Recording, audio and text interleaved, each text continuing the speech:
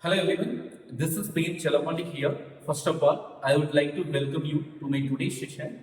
In this session, we are going to discuss about something interesting and important topic, right? So, which is called formation of PDE by eliminating arbitrary constants.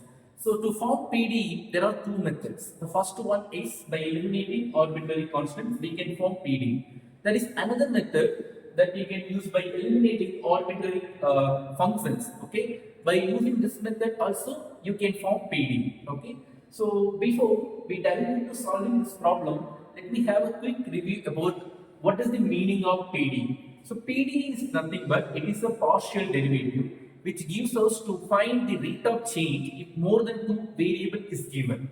Okay, there are so many examples. For example, to find the temperature on a rod when you give a heat to the rod, so you can use rod heat problems and wave problems. Okay, to find the temperatures or whatever you want to find out, you can find out by help of the PD. Okay, because all those real life applications are involved more than two variables, right? Okay, now before we dive into solving this problem, we require these two notation. Let me discuss what does it means. So here z is a function. When you differentiate your z with respect to x, then this is your derivative. Okay. Then when you differentiate your z with respect to y, then this one is your derivative. So always in PDE we are going to use some notations. Okay, in order to avoid to write the large terms in multiple times. So wherever you have dou z divided by dou x, it can be written as p. Okay. Similarly, wherever you have dou z divided by dou y, it can be replaced by q. Okay, these two simple notation you can use instead of these two. Okay. Okay. Let me have a problem. Okay. Here, how to find out the PDE by eliminating arbitrary constants. Let me discuss this problem in step by step so that we can get a clear idea about how to form the PD. Okay, let me jump into the problem. So first, always you will be given with the function in terms of x and y. Z is a function in terms of x and y. So here, your aim is we need to find out, we need to form a PD by eliminating arbitrary constant. First, we need to figure out what is the constant. So here, A and B are constants, right? So here our task is we need to eliminate these two constants. Okay, so elimination means not just by cancelling or just erasing. So mathematically we have to eliminate these two constants. So let me discuss how to eliminate it. Okay, first you need to write the given equation as it is, which is called equation 1, right? So what you have to do from this equation is you need to differentiate this equation with respect to x first, then with respect to y, right? So before you're going to start differentiating with this equation with respect to x and y, you must know one more thing. When you are differentiating with respect to x, you have to treat the other variable as constant. Here y is constant. Similarly, when you differentiate with respect to y, here x is constant. So this is the simple term that we are going to use to solve this problem. So first, let me differentiate with respect to x first. So I'm going to differentiate. So when you differentiate z with respect to x, you will get dou z is divided by dou x, right? So let me come to right hand side. On the right hand side, first let me find out wherever we have x, because this time we are differentiating only x. So here we have x. So here we do not have x. So we need to treat this one as constant.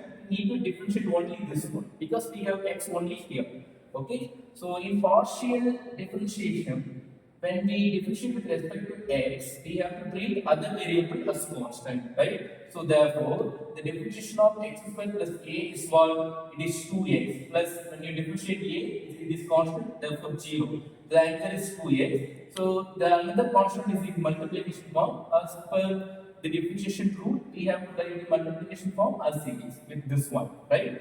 So from this, I'm going to find out some results which will replace my equation in terms of p and q, right? So here, already we have formed wherever we have dou z divided by dou x can be replaced by p. So therefore P is equal to like the remaining one. Now from this you need to find out what is the y square plus b, because this term will replace in the equation 1. Y square plus b can be replaced by p by 2x. Here in this way when we substitute y square plus b is equal to this one, it will be the second constant, this b will be eliminated, right? Let us come to here the same equation 1 has to be differentiated with respect to with respect to y this time. Already we have differentiated with respect to x. Okay. Now, when we differentiate with respect to y, the answer will be dou z divided by dou y on the left side. Let us come to right side. In the similarly, same concept, if you use here, you will get this answer. So here, what you have to do, you have to replace this notation by q, because already we have framed, right? Now here the answer, from this answer you have to find out another x square plus a, like what we have done here. So here this is our next result. So what, after you found these both results, you have to mark this one as equation number 2 and you have this one as equation number 3, right? So now we have come to the end. So here equation 2 and 3 has to be substituted in equation 1. When you substitute in equation 1, it becomes z is equal to q by 2y, p by 2x, right? So when you take cross multiplication of these two, you will get this one. So this is all required equation, right? So after finding equation 2 and equation 3, what is our next step? We need to substitute these two equation results in the equation 1.